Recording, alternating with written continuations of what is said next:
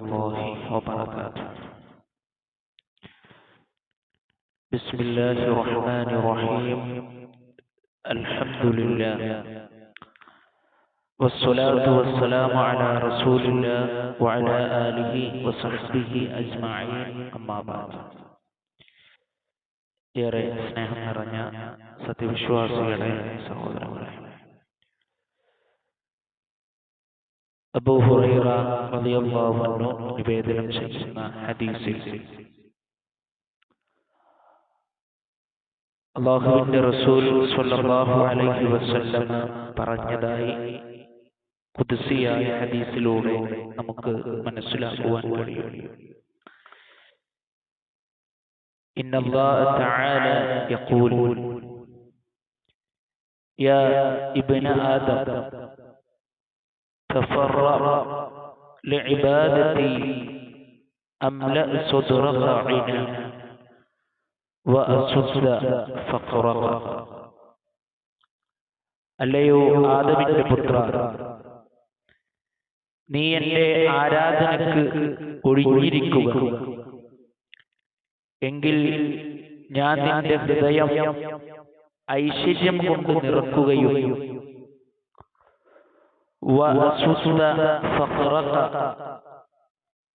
നിന്റെ ദാരിദ്ര്യം ദൂരീകരിക്കുകയും ചെയ്യും.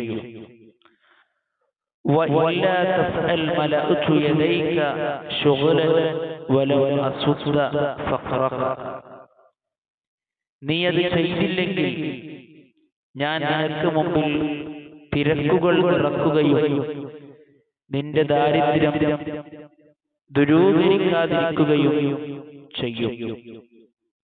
വിശ്വാസികളായ നമ്മെ സംബന്ധിച്ചിടത്തോളം വളരെ ഗൗരവപ്പെട്ട ഒരു വിഷയമാണ് നബി സല്ലല്ലാഹു അലൈഹി വസല്ലം നമുക്ക് അറിയിച്ചിട്ടുള്ളത്.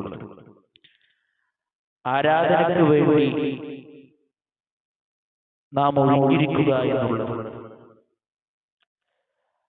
ആ ആരാധനയ്ക്ക് വേണ്ടി ഒഴിഞ്ഞിരിക്കുക എന്നുള്ളത് മഹത്തുക്കളുടെ ഏറ്റവും വലിയ വിശേഷണമാണ്. അങ്ങനെ ഒഴിഞ്ഞിരിക്കുന്നതിന്റെ ഒരുപാട് ഗുണങ്ങൾ നമുക്ക് കാണുവാൻ കഴിയും. അല്ലാഹുവുമായി കൊണ്ടുള്ള നമ്മുടെ അടുപ്പം, അതുപോലെ തന്നെ നമ്മുടെ ഈമാനിന്റെയും തഖ്വയുടെയും വർധനവ്, അതുപോലെ തന്നെ ജീവിതത്തിൽ നമുക്കുണ്ടാകുന്ന ഒരു സന്തോഷവും സമാധാനവും, കൃത്യമായി നമസ്കരിക്കുന്ന ആളുകൾ അല്ലെങ്കിൽ അല്ലാഹുവിനെ കുറിച്ചിട്ടുള്ള ബോധമുള്ള ആ രൂപത്തിൽ ജീവിച്ചു കൊണ്ടിരിക്കുന്ന ആളുകൾക്ക് എപ്പോഴും ഒരു ഐശ്വര്യം അവരുടെ ജീവിതത്തിൽ ഉണ്ടാകും. മാത്രമല്ല അവരുടെ ഉപജീവന മാർഗം വിശാലമാകും, അവർക്ക് എവിടെയും ഒരു കുടുസത ലഭിക്കുകയില്ല എന്നൊക്കെയാണ്. എന്നാൽ ആരാധനകളുമായി ഒഴിഞ്ഞിരിക്കാൻ നമുക്ക് സമയമില്ലെങ്കിൽ വെറും നമ്മുടെ കച്ചവടവും നമ്മുടെ ബിസിനസ്സും നമ്മുടെ മറ്റുള്ള സാമ്പത്തിക മേഖലകളും മാത്രമാണ് നമ്മൾ ലക്ഷ്യം വെച്ച് നടക്കുന്നത് എങ്കിൽ അല്ലാഹുവിൽ നിന്ന് അകന്നു പോകാൻ സാധ്യതയുണ്ട്, തിന്മകളിൽ അകപ്പെടാൻ സാധ്യതയുണ്ട്. അതുപോലെ തന്നെ വിശ്വാസത്തിന്റെ ദൗർബല്യത നടമാടുവാൻ സാധ്യതയുണ്ട്. അതുപോലെ തന്നെ നമ്മുടെ ജീവിതത്തിൽ ദാരിദ്ര്യം കൊണ്ട് അല്ലാഹു സുബ്ഹാനഹു വ തആല നിറക്കുകയും ചെയ്യും. അതുകൊണ്ട് അല്ലാഹുവിലേക്ക് കൂടുതൽ അടുക്കുന്ന ഏതൊക്കെ ആരാധനാ കർമ്മങ്ങളുണ്ടോ അതിൽ നമ്മൾ സജീവമായാൽ നമുക്ക് നമ്മുടെ ജീവിതത്തിൽ ഐശ്വര്യം നമുക്ക് ലഭിക്കും. മാനസികമായി കൊണ്ടുള്ള ഒരു സന്തോഷവും അതുപോലെ തന്നെ നാളെ പരലോകത്തെ രക്ഷയും നമുക്ക് ലഭിക്കും. അതിനായി ആരാധനകൾക്ക് വേണ്ടി അല്ലാഹു സുബ്ഹാനഹു വ തആല നമുക്ക് നൽകിയ ആയുസ്സിനെ നാം കഴിവിന്റെ പരമാവധി ഏതൊക്കെ മേഖലകളിൽ നമുക്ക് വിനിയോഗിക്കാൻ കഴിയുന്നുണ്ടോ ആ മേഖലകളിൽ നമ്മൾ ശ്രമിക്കുക.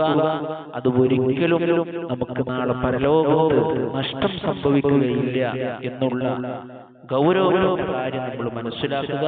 അല്ലാഹു സുബ്ഹാനഹു വ തആല ആരാധനകളിൽ സജീവമാകുന്ന യഥാർത്ഥ വിശ്വാസികളിൽ നമ്മളെല്ലാവരെയും ഉൾപ്പെടുത്തി അനുഗ്രഹിക്കുമാറാകട്ടെ. ربنا آتنا في الدنيا حسنة وفي الآخرة حسنة وقنا عذاب النار. آمين آمين برحمتك يا أرحم الراحمين. السلام عليكم ورحمة الله وبركاته.